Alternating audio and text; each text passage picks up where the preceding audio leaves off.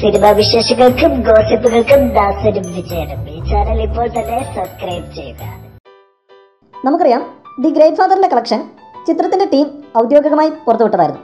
ചിത്രം 4,31,00,000 നേടി മലയാളത്തിലെ എല്ലാ കളക്ഷൻ റെക്കോർഡുകളും തകർത്തെന്നറിയിച്ചത് നിർമ്മാതാവിൽ ഒരാളായ പൃഥ്വിരാജ് തന്നെയായിരുന്നു. പിന്നീട് ചിത്രം ആദ്യം 4 ദിവസങ്ങൾ കൊണ്ട് 20 ലക്ഷം നേടിയെന്നറിയിച്ചത് മമ്മൂട്ടി. എന്നാൽ ചിലർ ഗ്രേറ്റ് ഫാദർ ഇത്രത്തോളം കളക്ഷൻ നേടിയില്ല എന്ന് പറയുന്നു.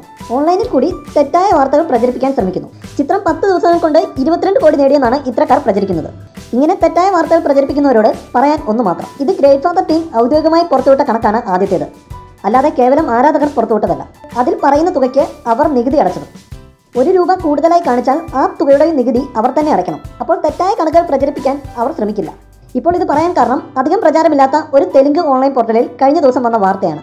ഒരു തെലുങ്ക് ഓൺലൈൻ മീഡിയയിൽ മലയാളത്തിലെ മെഗാസ്റ്റാർ മമ്മൂട്ടി തന്റെ സിനിമയ്ക്ക് വ്യാജ കളക്ഷൻ റിപ്പോർട്ട് നൽകി പ്രൊമോട്ട് ചെയ്യുന്നുവെന്ന് വാർത്ത വന്നിരുന്നു. അന്യഭാഷാ പ്രേക്ഷകരുമായി സംസാരിച്ചിട്ടുള്ള മലയാളം പ്രേക്ഷകർക്കറിയാം അവർ എങ്ങനെയാണ് മലയാളം ഫിലിം ഇൻഡസ്ട്രിയെ നോക്കിക്കാണുന്നതെന്ന്. ഫാൻ ഫൈറ്റ് ഇല്ലാത്ത നല്ല സിനിമകളെ സ്നേഹിക്കുന്ന പ്രേക്ഷക സമൂഹമാണ് ഇവിടുത്തേത് എന്നാണ് അവരുടെ ധാരണ.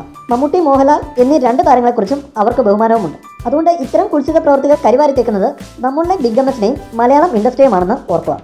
കൂടുതൽ സിനിമാ വിശേഷങ്ങൾക്കും ഗോസിപ്പുകൾക്കും ദാസനും വിജയനും ഈ ചാനൽ ഇപ്പോൾ തന്നെ സബ്സ്ക്രൈബ് ചെയ്യുക. വീഡിയോ ഇഷ്ടപ്പെട്ടെങ്കിൽ like, share, comment. Thank you.